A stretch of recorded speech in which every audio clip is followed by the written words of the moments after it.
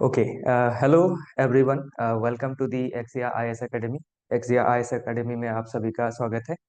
तो हर रोज की तरह आज भी हमारा जो रिसर्च टीम है उन्होंने कुछ आर्टिकल्स जो भी 10-15 सोर्सेस है वहां से कलेक्ट किए हैं। तो मैं यही आर्टिकल आप लोगों के बीच अभी लेके आया हूँ। तो यहाँ पे हमारा एक्सिया आईएएस एकेडमी का जो पर्पस है वो इन चीजों को आपको इन डेप्थ समझाना नहीं है न्यूज़पेपर एनालिसिस में, बस यही बताना है कि क्या चीज एग्जाम के पर्सपेक्टिव से इम्पोर्टेंट है और इसके लिए जो हमारा फाउंडेशनल लर्निंग है वो कितना स्ट्रांग होना जरूरी है। क्योंकि बिना फाउंडेशनल लर्निंग के और कॉन्सेप्चुअल अंडरस्टैंडिंग के हम इन टॉपिक्स को पूरी डीपली नहीं समझ पाएंगे। इनको अच्छे से समझने के लिए एग्जाम पर्सपेक्टिव से इनका जो रेलेवेंस है वो जानने के लिए हमें फाउंडेशनल लर्निंग अच्छा होना बहुत जरूरी है। तो आइए देखते हैं आज का हमारा पहला टॉपिक। तो जो पहला टॉपिक है वो बात करता है अबाउट कॉलेजियम सिस्टम। जो हमारा जुडिशियरी है उसके अपॉइंटमेंट के लिए जो हमारा सिस्टम है देश का वो है कॉलेजियम सिस्टम। तो ये कॉलेजियम सिस्टम बहुत समय से चर्चे पे रहा है और बहुत सी आलोचनाएं झेल रहा है। तो ये जो कॉलेजियम सिस्टम है ये बड़ा ही यूनिक सिस्टम है इंडियन जुडिशरी में। ठीक है ना। तो जैसे कि हमारा जो सुप्रीम कोर्ट है उन्होंने बहुत समय पे बहुत सारे लैंडमार्क जजमेंट भी रखे हैं और ये भी माना जाता है कि जो पूरी दुनिया में जितने भी देश है उन देशों में से हमारा देश का जो सुप्रीम कोर्ट का जजमेंट है वो बहुत ही लैंडमार्क रहता है। ठीक है ना। तो हम जब अपना जो फाउंडेशनल कोर्स है उसमें हम ये सारे लैंडमार्क जजमेंट्स पढ़ेंगे और ये कॉलेजियम सिस्टम कैसे फंक्शन करता है, ये कॉलेजियम सिस्टम कैसे फंक्शन करता है। ओके, फर्स्ट जजेस केसेस क्या है, सेकंड जजेस केस क्या है, थर्ड जजेस केसेस क्या है, और कैसे हमारा एनजे ऐसी आया था ये जो कॉलेजियम सिस्टम है इसको मॉडिफाई करने के लिए, और कैसे इसको सुप्रीम कोर्ट में कौन से बेसिस में इसको अनकॉन्स्टिट्यूशनल डिक्लेयर किया है। ये सभी चीजें हम अपने जो आपके फाउंडेशनल कोर्सेस है उसमें लर्न करेंगे। तो चलिए देखते हैं इसमें क्या है। तो हम जब फाउंडेशनल कोर्स को लर्न करेंगे तब हमें पढ़ना होगा about what is collegian system, when was it introduce, कब इसको इंट्रोड्यूस किया गया, कितने जजेस इसमें कंप्राइज होते हैं, इसमें क्या क्या प्रॉब्लम्स है, कैसे एड्रेस किया गया है, अपॉइंटमेंट कैसे होता है सीजीआई का, ओके, कॉन्स्टिट्यूशंस में क्या प्रोविजंस है। सो ये सब चीजें हमें एक सीक्वेंस में पढ़ना होता है और ये सारे हम अपने फाउंडेशनल कोर्स जो हमारा जीएस पेपर 2 है उसमें हम पॉलिटी सेक्शंस में लर्न करते हैं। ठीक है ना। तो ट्रांसफर ऑफ जजेस कैसे होता है ये भी हम सीख सकेंगे। ये क्यों इतना क्रिटिसिज्म में आ रहा है जो कॉलेजियम सिस्टम है, ये सभी चीजें हम देखेंगे। ओके, तो चलिए आगे बढ़ते हैं दूसरे टॉपिक की ओर।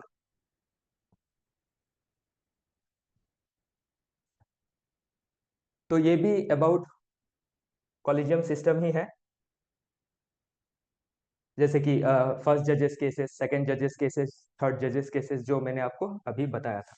ओके, इसके बाद है हमारा ये एनजेएसी के बारे में जो अभी बोला, जो गवर्नमेंट एक लेजिस्लेशन के जरिए ये नेशनल जुडिशियल अपॉइंटमेंट कमेटी लेके आई थी जिसमें आपका जो जुडिशरी है और एग्जीक्यूटिव है दोनों इसमें शामिल थे। लेकिन अभी ये सिस्टम नहीं है, इसको अनकॉन्स्टिट्यूशनल डिक्लेयर कर दिया गया है बाय सुप्रीम कोर्ट। तो इसमें जब ये टॉपिक है न्यूज में बहुत दिनों से ये चर्चे में है, तो इससे हमें क्या होता है, जुडिशियल रिफॉर्म्स हमारे देश में कौन कौन से होने बाकी है, कौन कौन से हो चुके हैं। ओके, इसमें डिफरेंट कमिटीज का क्या सजेशन है, लॉ कमीशन क्या कहता है, ओके, और जो डिफरेंट कॉन्स्टिट्यूशनल एक्सपर्ट्स है वो क्या कहते हैं, सुप्रीम कोर्ट का खुद का क्या इसके ऊपर विचार है। ओके, इसी के साथ हम हाई कोर्ट के बारे में भी पढ़ते हैं और उसके बाद जो भी और हमारे डिस्ट्रिक्ट कोर्ट है, सब डिविजनल कोर्ट है, ओके, ट्रिब्यूनल है, इसके अलावा भी जो हमारे अल्टरनेट डिस्प्यूट रेजोल्यूशन मैकेनिज्म है लाइक लोक अदालत है, विलेज कोर्ट्स है। ओके, तो ये सभी हम हमारे फाउंडेशनल कोर्स में चर्चा करेंगे। आइए देखते हैं दूसरा टॉपिक। तो दूसरा टॉपिक अबाउट नेशनल एंथम के ऊपर एक कंट्रोवर्सी को लेके है। लेकिन ये जो कंट्रोवर्सी है ये इतना जरूरी नहीं है क्योंकि कंट्रोवर्सी से रिलेटेड सवाल एग्जाम में नहीं देखे जाते। लेकिन जो कंट्रोवर्सी हुआ है, ओके, उसके रिगार्डिंग जो भी डेवलपमेंट्स है, ओके, या फिर ये कंट्रोवर्सी जब हुआ है तो ये हमको हम लोगों को ये सेंटर स्टेट के बीच में जो एक रिलेशन है वो क्या दर्शाता है, उसमें क्या कॉन्सेप्ट्स है, वो पढ़ना जरूरी हो जाता है। ओके, तो ये आर्टिकल देखने के बाद हमें एक चीज क्लियर होता है कि जो एग्जाम है उसमें क्या होता है, सेंटर स्टेट रिलेशन के बारे में पूछा जाता है। तो सेंटर स्टेट का जो हमारा जो फेडरल स्ट्रक्चर है उसमें टॉप में सेंटर रहता है, उसके नीचे स्टेट है, स्टेट के नीचे भी हमारा जो 73rd और 74th कॉन्स्टिट्यूशनल अमेंडमेंट है उसमें हमारा आपका लोकल गवर्नेंस सिस्टम भी है। तो वो सब चीजें हम वन बाय वन कवर करेंगे। तो सेंटर स्टेट रिलेशन को सुधारने के लिए हमारे सरकारिया कमीशन का गठन किया गया था। तो सरकारिया कमीशन का क्या सजेशंस है, उनकी कमीशन का क्या सजेशंस है, सेकंड एआरसी इसमें क्या सजेशंस देता है, ओके, क्या रिकमेंडेशन देता है, ये सभी हम अपने जो फाउंडेशनल कोर्स है उसमें लर्न करेंगे। ओके, और बहुत ही अच्छे तरीके से एकदम शुरुआत से समझेंगे इस सभी चीजों को। ओके, तो इसके बाद देखिए पोस्ट ऑफ जो गवर्नर है वो भी हम समझेंगे, कॉन्स्टिट्यूशन के कौन से आर्टिकल में है, फंक्शंस क्या है, गवर्नर का रोल क्या है, ओके, कौन से कंट्रोवर्सीज है, ठीक है ना। सुप्रीम कोर्ट के क्या जजमेंट है, जैसे एसआर बोमाई एक बहुत ही फेमस जजमेंट है जो सुप्रीम कोर्ट के द्वारा आया है, जिसमें बहुत सारे गाइडलाइंस सेट किए गए हैं। ओके, नेक्स्ट जो पोस्ट है गवर्नर का वो क्या इंपॉर्टेंस रखता है, ये सभी चीजें लमसम सभी चीजें जो है इसी के रिगार्डिंग है, सेंटर स्टेट रिलेशन के रिगार्डिंग। तो ये सभी हम अपने स्टेटिक कोर्स में, ओके, या फिर जिसको हम फाउंडेशनल कोर्स कहते हैं उसमें पढ़ेंगे। तो ये न्यूज़पेपर का कटिंग है, तो इसमें आपको अगर इंटरेस्ट है तो ये आप देख सकते हैं। लेकिन ये इन चीजों को समझने के लिए क्या है, हमें फाउंडेशनल लर्निंग स्ट्रांग होना बहुत जरूरी है, ठीक है ना। आइए आगे देखते हैं क्या है। तो ये जो मैंने अभी आपको बताया अबाउट सरकारिया कमीशन, ओके, तो इसमें सिर्फ हमने एक ही सजेशन इंक्लूड किया है, ऐसे बहुत सारे सजेशंस है। ओके, एनसीआरडब्ल्यूसी का क्या सजेशंस है, ओके, ऊंची कमीशन ने क्या रिकमेंडेशंस दिए हैं, तो ये सभी हमें देखना होगा। और सुप्रीम कोर्ट के तरफ से क्या है, okay, Shamsher Singh versus state of Punjab का जो जजमेंट था उसमें सुप्रीम कोर्ट ने क्या गाइडलाइन दिया, एसआर बोमाई, ये बहुत ज्यादा फेमस है। तो ये सब चीजें क्या है, हम जब सेंटर स्टेट का रिलेशन डिस्कस करते हैं तो ये पॉइंट्स हमारे आंसर्स में इंक्लूड होना बहुत जरूरी होता है, ठीक है ना। तो क्या होता है, हमारा जो आंसर है वो और क्रेडिबल होता है और ऑथेंटिक होता है, ठीक है। तो इसके लिए हमें फाउंडेशन कोर्स समझना बहुत जरूरी हो जाता है। चलिए आइए देखते हैं अगला टॉपिक। अगला टॉपिक है about for the other half reserve reserve 50% of government jobs. तो ये अबाउट वुमेन एम्पावरमेंट के बारे में है। तो वुमेन एम्पावरमेंट एक बहुत बड़ा मुद्दा है, सिर्फ हमारे देश के लिए ही नहीं, पूरा ग्लोब के लिए, कि कैसे वुमेन का एम्पावरमेंट किया जाए। तो लगभग पूरी दुनिया में आधी आबादी वुमेन की है, और हमारे देश में भी अगर देखा जाए तो as per census data 2011 about 48%, 48 से थोड़ा ज्यादा है जो वुमेन कंस्टिट्यूट करते हैं हमारा टोटल पॉपुलेशन को। तो उनका जो सोशियो इकोनॉमिक स्टेटस है, जो सोशियो इकोनॉमिक कंडीशन है वो कैसा है, वो जानना बहुत जरूरी हो जाता है। इसके लिए अब देखिए, इसमें मैं आपको ये बताना चाहूंगा कि ये जो वुमेन का कॉन्सेप्ट है ये हमारे GS1 में सोसाइटी है। तो सोसाइटी में हम वुमेन के बारे में पढ़ते हैं। GS1 में हमारा एंशियंट इंडियन हिस्ट्री है, मेडिएवल हिस्ट्री है, मॉडर्न है, post independence history of India है। तो इन सभी हिस्ट्री में वुमेन का क्या सोशियो कल्चरल स्टेटस रहा है, ठीक है ना, वो सारे हम समझ सकते हैं और समझ के इसको हम कनेक्ट कर सकते हैं। ऐसा नहीं है कि ये वुमेन एम्पावरमेंट सिर्फ हमें GS1 में ही पढ़ने को मिलता है ना। GS2 में भी जो पॉलिटी है, गवर्नेंस है, ठीक है ना। तो गवर्नेंस में वुमेन के लिए कैसा कैसे गुड गवर्नेंस लाया गया है, क्या क्या पॉलिसीज लिए गए हैं, वुमेन को कितना प्रेफरेंस मिल रहा है, ठीक है ना। और जो कॉन्स्टिट्यूशनल प्रोविजन है पॉलिटी पार्ट में, जैसे आर्टिकल 14 है, 15 है, 16 है, इन सभी चीजों को हम कैसे समझ सकते हैं, कैसे लिंक कर सकते हैं, ठीक है ना, और एक बेटर आंसर कैसे प्रोड्यूस कर सकते हैं, उसमें हम एक्जिया IAS एकेडमी बहुत ध्यान देते हैं, ताकि आपका जो प्रिपरेशन है वो हॉलिस्टिक हो और आप सभी चीजों को अच्छी तरह से कनेक्ट कर पाए, एक इंटीग्रेटेड वे में पढ़ पाए। ओके, फिर इसके आगे मैं और बताना चाहूंगा, जैसे GS3 है, GS3 में हमारा इकोनॉमी है। ओके, तो इकोनॉमी में वुमेन का क्या रोल रहा है, कितना पार्टिसिपेशन है उनका, ठीक है ना, लेबर फोर्स पार्टिसिपेशन रेट में वुमेन कितना पार्टिसिपेट कर पा रहे हैं उन लोग, ठीक है ना। फिर GS4 है, तो GS4 में भी क्या है, एथिक्स है। ओके, तो वुमेन्स का क्या क्या कंसर्न है, ओके, वुमेन को लेके जो भी वैल्यू डिग्रेड हो रहे हैं सोसाइटी में, उसको कैसे ठीक किया जा सकता है, ठीक है ना, अच्छे वैल्यूज कैसे इनकलकेट किए जा सकते हैं, क्या क्या वेज है वो पढ़ेंगे। फिर असम पर्सपेक्टिव से देखा जाए तो एक GS5 है। तो GS5 में भी क्या है, असम में जो भी वुमेन्स है, ओके, उनका क्या रोल रहा है सोशियो इकोनॉमिक डेवलपमेंट में, फ्रीडम स्ट्रगल में, ये सभी चीजें, ठीक है ना। वुमेन बोलते ऐसा नहीं है कि वुमेन सिर्फ इकोनॉमिक स्टेटस, इकोनॉमिक पार्टिसिपेशन और अपॉर्चुनिटी से ही हम उनको जज कर सकते हैं, ठीक है ना। तो ये सभी देखने के लिए उनका एजुकेशनल अटेनमेंट कितना है, ये सभी चीजें हम अच्छी तरह से जान पाएंगे, ठीक है ना। बाकी GS1 2 3 4 सभी का जो फाउंडेशनल लर्निंग है उसको लेने के बाद हेल्थ एंड सर्वाइवल का क्या पैरामीटर्स है, ओके। तो ये जो मैं बता रहा हूँ ये पैरामीटर्स एक्चुअली सेट किया है by the global gender gap index, जो वर्ल्ड इकोनॉमिक फोरम पब्लिश करता है, ठीक है ना। तो इसमें भी इंडिया का जो रैंक है वो काफी नीचे है। तो इसका मतलब ये है कि ये समझने के बाद हमें ये समझना होगा कि हमें वुमेन एम्पावरमेंट के लिए अभी भी बहुत कुछ करना बाकी है। बहुत कुछ किया गया है बाय द गवर्नमेंट, जैसे हमारा DPSP है, okay, directive principles of state policy.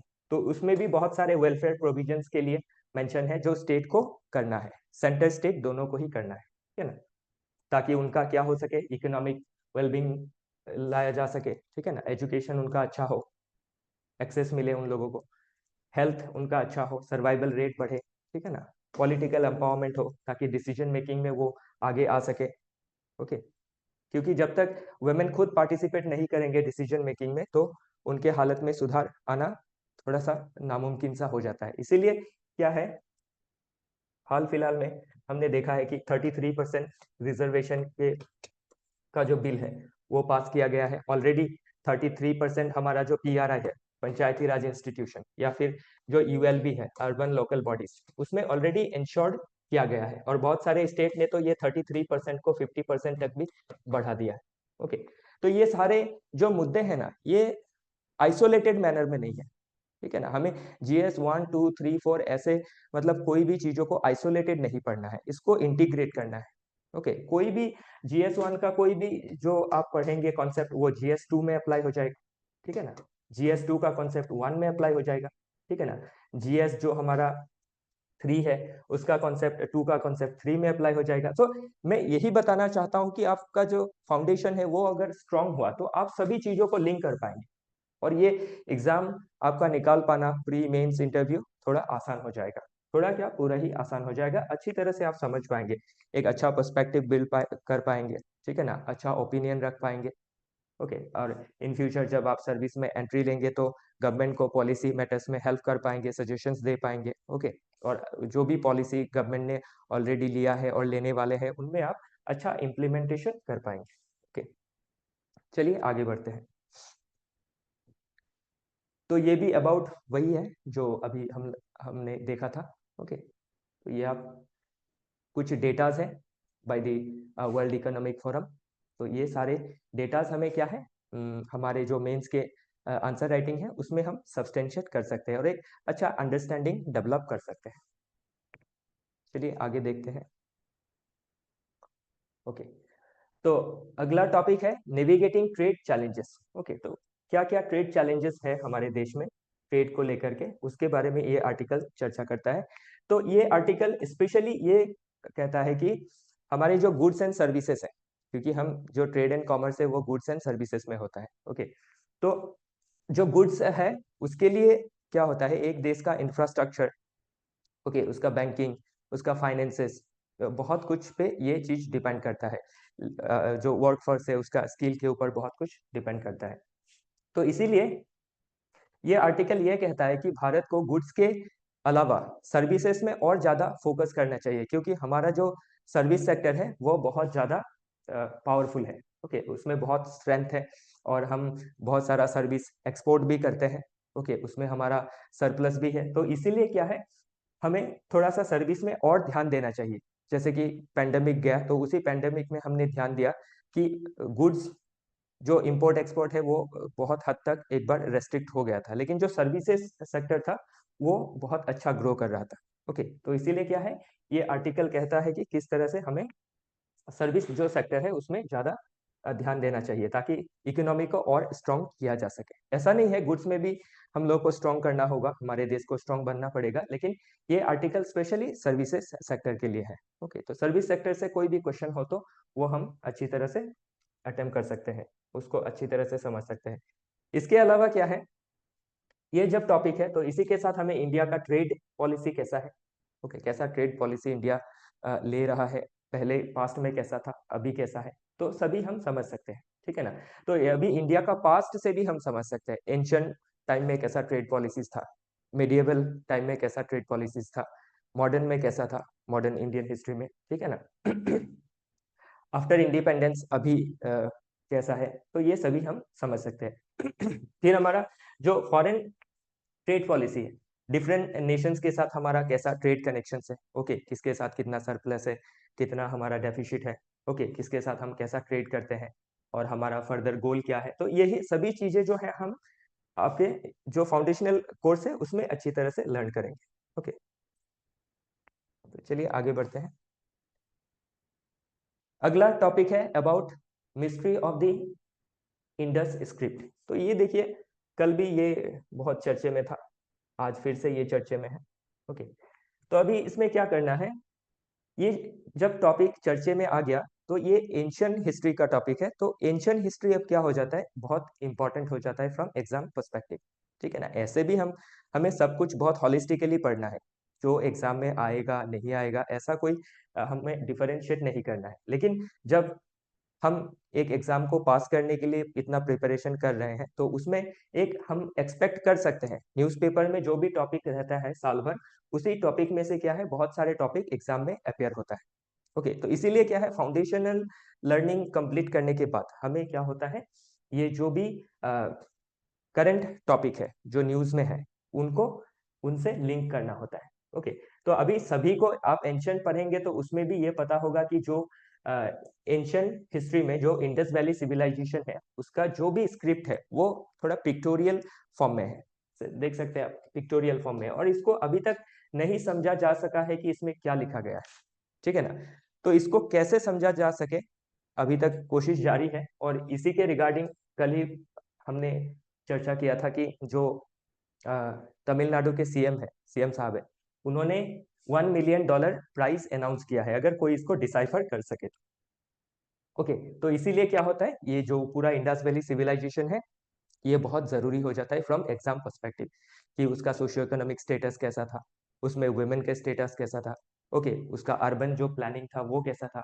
ठीक है, सभी, और जो भी अलग उस समय के पैरेलल सिविलाइजेशंस थे, ओके, जो मेसोपोटामियन सिविलाइजेशन है, ओके, सो सभी के साथ क्या कनेक्शन है, वो सब अब हम लोग फाउंडेशन कोर्स में अच्छी तरह से लर्न करेंगे, okay, with proper concept. Okay, तो चलिए देखते हैं अगला टॉपिक।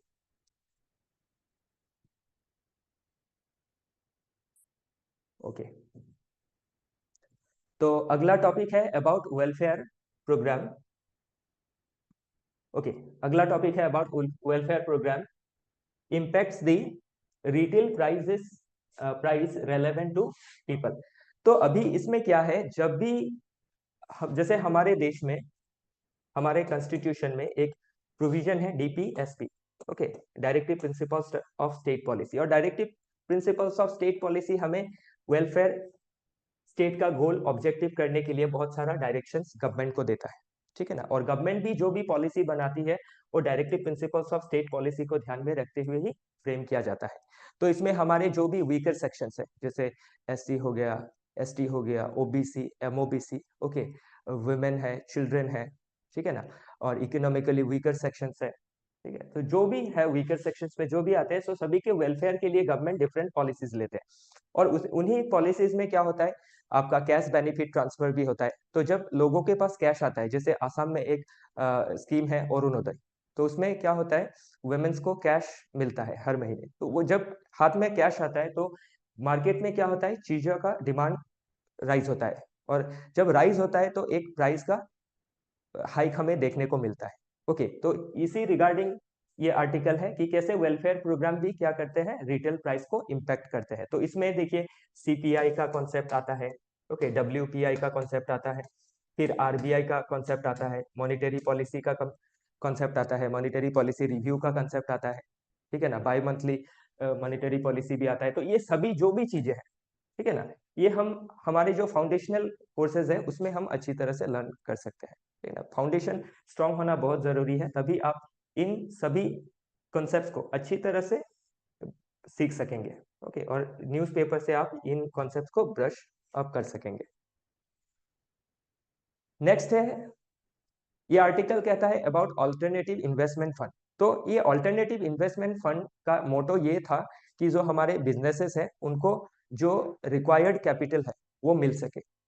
ओके, तो अभी क्या हुआ, ये ऑल्टरनेटिव इन्वेस्टमेंट फंड ऐसा हुआ कि जो बोरोअर्स है, जो बिजनेसमैन है, वो बैंक से ये फंड इसीलिए ले रहे हैं ताकि वो अपना जो पुराना कर्ज है, जो वो डिफॉल्ट कर चुके हैं, नहीं चुका पा रहे हैं, वो वैसे जो डिफॉल्ट है उसको चुकाने में ये पैसे का इस्तेमाल हो रहा है। तो इसका जो मेन गोल है, जो ऑब्जेक्टिव है, कि हम लोगों का बिजनेसेस बढ़ाना है, इकोनॉमिक ग्रोथ बढ़ाना है, जीडीपी बढ़ाना है, एम्प्लॉयमेंट क्रिएशन करना है। ओके, तो ये सब चीजें क्या हो रही है, नहीं हो पा रही है। तो ये उसी के रिगार्डिंग ये आर्टिकल है। तो ये आर्टिकल आप फाउंडेशनल जो लर्निंग है इकोनॉमिक्स का, वो करने के बाद अच्छी तरह से समझ पाएंगे, ठीक है ना। तो मैं आपको एक ओवरव्यू बता रहा हूँ कि कैसे सारे चीजों को लिंक किया जा सकता है विद जीएस पेपर 1 2 3 4। ओके, तो वही हमारा कंसर्न है कि ये सब चीजें आप कैसे लिंक करेंगे और कैसे आपका फाउंडेशन स्ट्रांग होना बहुत जरूरी है। ठीक है, चलिए आइए देखते हैं नेक्स्ट टॉपिक जो है, ये अबाउट सेक्रेड ग्रुप्स है। ओके, तो सेक्रेड ग्रुप्स क्या होता है, ये ऐसे एरियाज है जो उसको कम्युनिटी जो है वो प्रोटेक्ट करती आ रही है बहुत साल से। जैसे कि बरगद का पेड़ हो गया जिसको पूजा किया जाता है बहुत सारे कम्युनिटीज में। फिर पीपल का पेड़ हो गया, जैसे तुलसी को हम पूजा करते हैं, ठीक है ना। कोई मंदिर है, उसके प्रीमाइसेस में बहुत सारा जो ग्रीनरी है उसको प्रिजर्व किया जाता है, इवन लगाया भी जाता है। ओके, उसको सुबह शाम वर्शिप भी किया जाता है। तो इससे क्या होता है, हमारा जो एनवायरनमेंट है, ओके, वो एक ट्रेडिशनल तरीके से उसको प्रिजर्व किया जाता है। तो इसके लिए क्या है, हमारा जो कम्युनिटी है उसका, ओके, जो हमारा कम्युनिटी है उसका ओनरशिप इंश्योर करना बहुत जरूरी है, ठीक है ना। तो इसके साथ ही हम लोग को और सारे कॉन्सेप्ट जो है वो पढ़ना बहुत जरूरी हो जाता है, जैसे जॉइंट फॉरेस्ट मैनेजमेंट, ऐसा कॉन्सेप्ट जो भी है आपका जीएस पेपर 3 में, ये सारे कॉन्सेप्ट रिवाइज करने पड़ जाते हैं, ठीक है ना। तो इसके लिए हमें क्या है, फाउंडेशनल लेवल पे लर्निंग अच्छा रखना बहुत जरूरी है। पहले तो हमें सीखना है बहुत सारा, ओके, उसके बाद ये सारी चीजों को कनेक्ट करना है। और हमें जो भी फाउंडेशन में हम पढ़ते हैं वो एक बार लर्न करने के बाद क्या होता है, आप ये न्यूज़पेपर से उसको फर्दर हमेशा ये रिवाइज होते रहते हैं। ओके, तो एग्जाम के पहले हमें जो भी मतलब हमारा रिवीजन है वो ऐसे हो जाता है। तो इसीलिए क्या है, हमें ये जो भी आपके करंट अफेयर्स मैगजीन्स हो गए, ओके, ये सब में रिलाई ना करते हुए, फाउंडेशनल जो लर्निंग है उसको स्ट्रॉन्ग करते हुए हमेशा न्यूज़पेपर पढ़ना है, ठीक है ना। एक दिन दो दिन आपको थोड़ा समय लग सकता है, लेकिन आप नेक्स्ट जब इसको थोड़ा मास्टर कर लेंगे फाउंडेशनल कोर्स को, ठीक है ना, जब कॉन्सेप्ट स्ट्रांग हो जाएगा तो आप ये सभी चीजों को एकदम आसानी से समझ पाएंगे। और इसका जो एप्लीकेशन है वो आप प्री में, मेंस में, इंटरव्यू में कर पाएंगे। अच्छा पर्सपेक्टिव बिल्ड होगा, अच्छा ओपिनियन फॉर्म होगा। ओके, तो ये सेक्रेट ग्रुप्स क्या है, कभी एग्जाम में क्वेश्चन बन सकते हैं, प्रीलिम्स में एक सिंपली क्वेश्चन आ सकता है इसकी सेक्रेट ग्रुप्स क्या है, और उसके 4 स्टेटमेंट आ सकते हैं, ठीक है ना। जो आपका अगर कंसेप्ट अच्छा रहा तो ये आप अच्छी तरह से कर पाएंगे। और मेंस में भी क्वेश्चन बन सकता है कि सेक्रेट ग्रुप्स का इकोलॉजिकल वैल्यू क्या है। ओके, आज के समय में ये डिग्रेड कैसे हो रहा है, इसको कैसे प्रोटेक्ट किया जाए। ओके, लोगों के बीच और अवेयरनेस कैसे लाया जाए, ठीक है ना। तो ये सभी चीजें हम ये फाउंडेशनल लर्निंग से सीख सकते हैं। ओके, नेक्स्ट आइए देखते हैं। तो ये सेक्रेट ग्रुप के बारे में दिया गया है कि डिफरेंट लोकेलिटीज में, ओके, डिफरेंट स्टेट्स के लोकेलिटीज में डिफरेंट कम्युनिटी जो सेक्रेट ग्रुप्स है उसको डिफरेंट नाम से बुलाते हैं। जैसे आसाम में थान हो गया, जैसे थान मतलब क्या, ये टेम्पल, और एक टेम्पल लाइक स्ट्रक्चर। ओके, जैसे कोई बरगद का पेड़ है तो वहां पे बाउंड्री दे दिया, ठीक है ना, लोग वहां पे जाते हैं, वर्शिप करते हैं। तो वो जो एक बहुत पुराना 150 200 400 साल जितना भी हो, पुराना पेड़ हो, पौधा हो, सभी क्या है, वो इंटैक्ट रहते हैं। जो हमारा प्रिस्टाइन एनवायरनमेंट है वो प्रोटेक्ट होता है। तो ये कभी पूछ सकता है कि थान क्या है। ओके, तो ये आप देख सकते हैं, ठीक है ना। हर छोटा छोटा एरिया को नहीं जानना है, ये ब्रॉडर टर्म क्या है वो जानने से सफिशिएंट है। ठीक है, आइए देखते हैं अगला topic, a new chapter for India regional strategic policy. तो ये एक नया चैप्टर या फिर नए पॉलिसी के बारे में जिक्र कर रहा है कि रीजनल स्ट्रैटेजिक पॉलिसी कैसा होना चाहिए हमारे जो नेबर्स है। ओके, तो रीजन बोलने से हम जैसे एशिया में हमारा रीजन है, भारत एशिया में है, और एशिया के भी अगर एकदम स्पेसिफिकली देखा जाए तो साउथ एशिया में है। तो साउथ एशिया में हम लगभग 8 देश है। ओके, पाकिस्तान है, अफगानिस्तान है, नेपाल है, भूटान है। ओके, उसके बाद बांग्लादेश है, श्रीलंका है, मालदीव्स है, और साउथ ईस्ट एशिया में देखा जाए तो आपका म्यांमार है।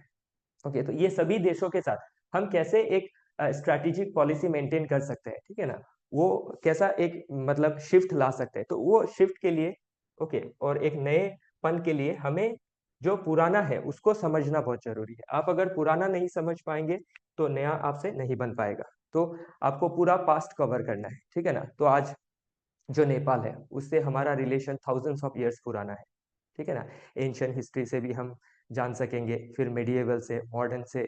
ओके, तो ये हिस्ट्री देखिए, टॉपिक तो है आईआर का, है ना, लेकिन एंशियंट हिस्ट्री से हम इसका पूरा पास्ट जान सकेंगे, ठीक है ना।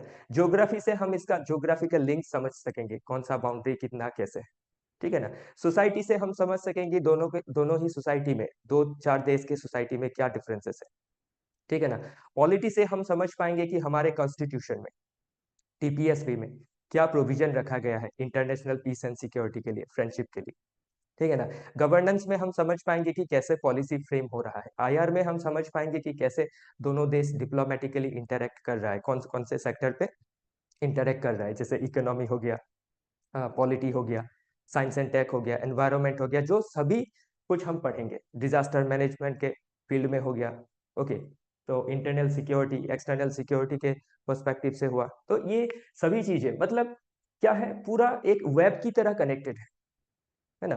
जब हम 12 महीने लगा के सारे GS 1 2 3 4 को पढ़ेंगे, पढ़ने के बाद हम ये सभी चीजों में मास्टर कर लेंगे, और मास्टर करने के बाद आप सभी चीजों को आसानी से समझ पाएंगे। इसके लिए आपको thousands of pages current affairs and में नहीं पढ़ना है, ठीक है ना।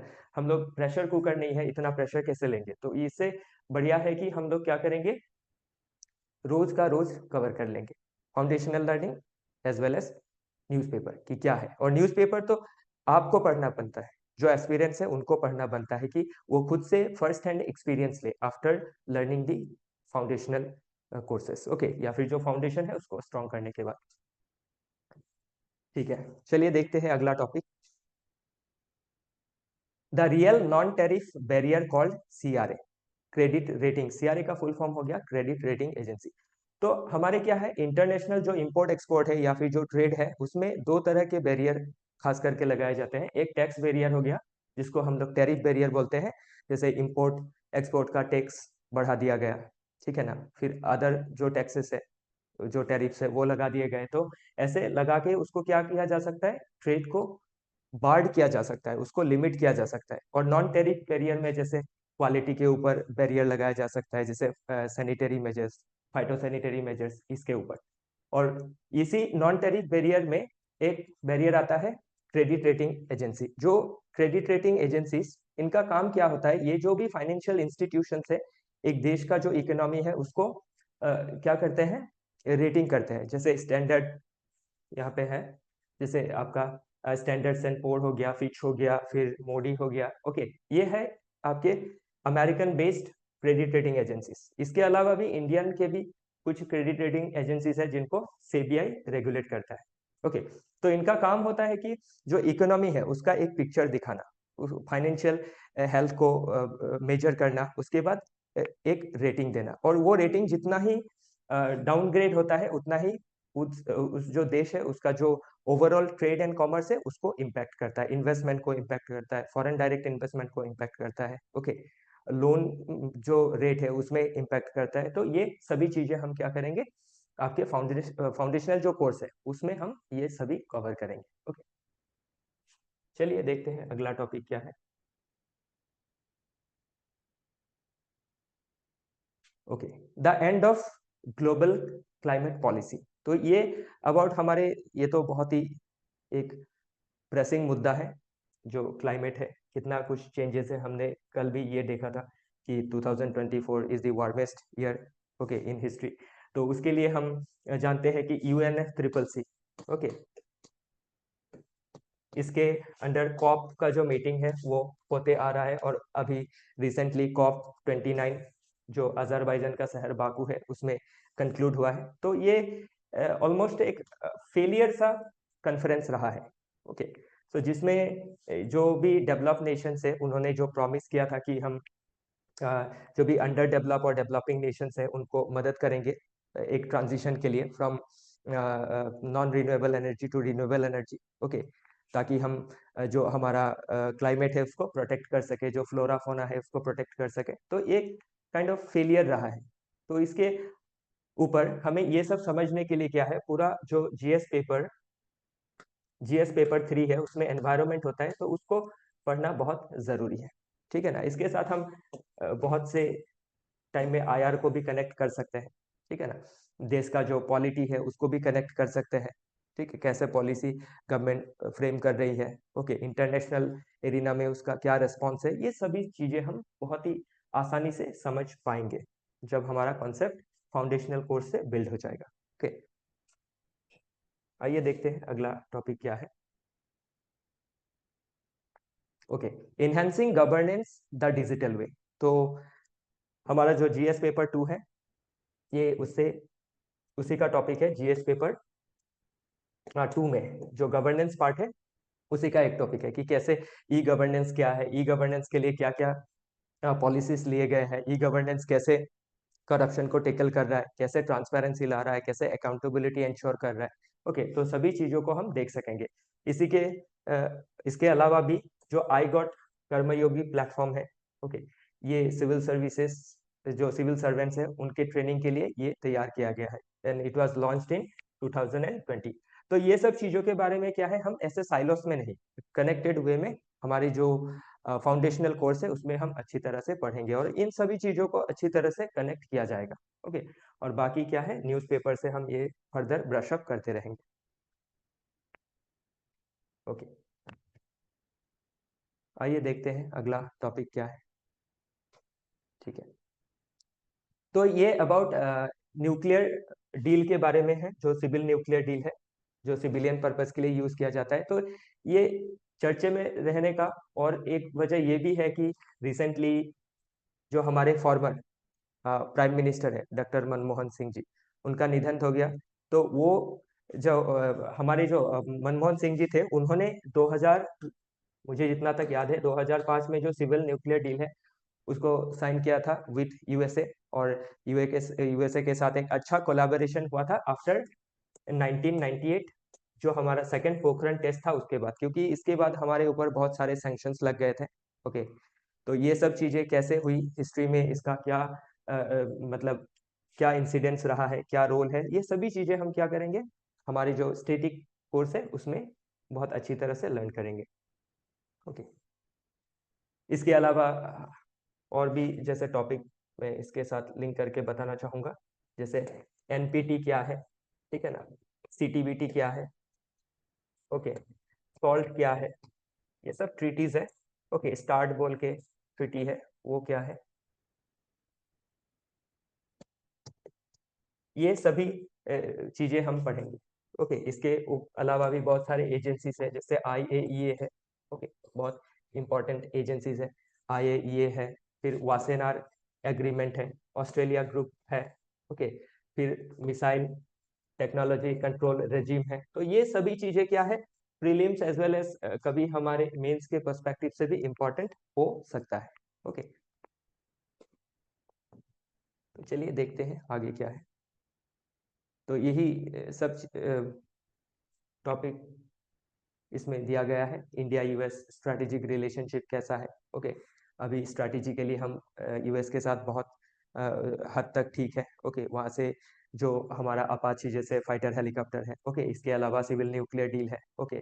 बस ये एक थोड़ा सा डिबेट हो रहा है दोनों देश के बीच में कि जो न्यूक्लियर लाइबिलिटी है वो कैसे मतलब शेयर किया जाएगा अगर कोई न्यूक्लियर डिजास्टर होता है, जैसे चर्नोबिल में न्यूक्लियर डिजास्टर हुआ, फुकुशिमा में हुआ ओके। तो ये सब हम अपने जो कोर्सेस है उसमें कवर करेंगे। तो इसमें मैं और एक चीज आपको कनेक्ट करने की कोशिश करूंगा। ओके, वो है कि आप अभी इसके न्यूक्लियर लाइबिलिटी के साथ, अभी न्यूक्लियर क्या है, डिजास्टर के साथ जुड़ा हुआ है। तो डिजास्टर कौन से पेपर में है? Disaster management paper, GS paper number 3। Okay, तो न्यूक्लियर डिजास्टर क्या है, इसको कैसे टैकल किया जा सकता है, ओके, इसके ऊपर क्या एग्रीमेंट्स है, इसके ऊपर क्या लाइबिलिटीज है, ये सभी चीजें हम क्या करेंगे, हॉलिस्टिक वे में कवर करेंगे। ठीक है ना? अभी मैं जस्ट आपको एक जिस्ट बता रहा हूँ। ओके, और हमारे इंस्टीट्यूशंस में इसके रिगार्डिंग सभी जो टॉपिक है, जो भी कंसेप्ट है, अच्छी तरह से थरोली ये हम पढ़ाएंगे आपको। Defence cooperation, okay, comprehensive global strategic partnership, अभी जैसे थोड़े पहले बताए MTCR, missile technology control regime, ये सभी है।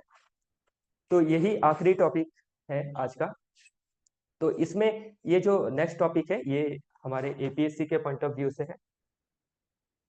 ओके, तो ये सुबह ही हमारे जो मेंटर है शर्मा सर, उन्होंने कवर कर दिया है रीजनल लैंग्वेज में, तो ये मैं कवर नहीं करूंगा। बाकी ये जो भी हम टॉपिक लेके आए हैं, असम के अलावा जैसे और भी जो स्टेट्स के PCS है, ओके, जैसे UPPSC है, ओके, MPSC है, ये यूपी का हो गया, ये MP का हो गया, okay, Himachal Pradesh public service commission है, okay, Rajasthan public service commission है, बिहार पब्लिक सर्विस कमीशन है, तो इसके अलावा जो भी और बाकी पब्लिक सर्विस कमीशन है, ओके, और फाइनली UPSC तो है ही। तो इन सभी चीजों के लिए हमारे पास बहुत सारे अवेलेबल मेंटर्स है जो एक्सपर्ट है, और ये बहुत सारे UPPSC में बैठे हुए मेंटर भी हमारे पास है, UPSC में बैठे हुए मेंटर जिन्होंने मेंस लिखा है, ओके, बहुत लगभग 6 टाइम्स मेंस लिखा है, तो ऐसे लोग भी हमारे पास, ऐसे मेंटर्स भी हमारे पास अवेलेबल है। तो आप लोग बिना कोई डाउट आप हमें ज्वाइन कर सकते हैं। ठीक है ना? तो आज के लिए मैं यही समाप्त करता हूँ। हमसे जुड़े रहने के लिए आप सभी का बहुत बहुत धन्यवाद। कल फिर मिलते हैं एक दूसरे क्लास के साथ, तब तक के लिए अलविदा।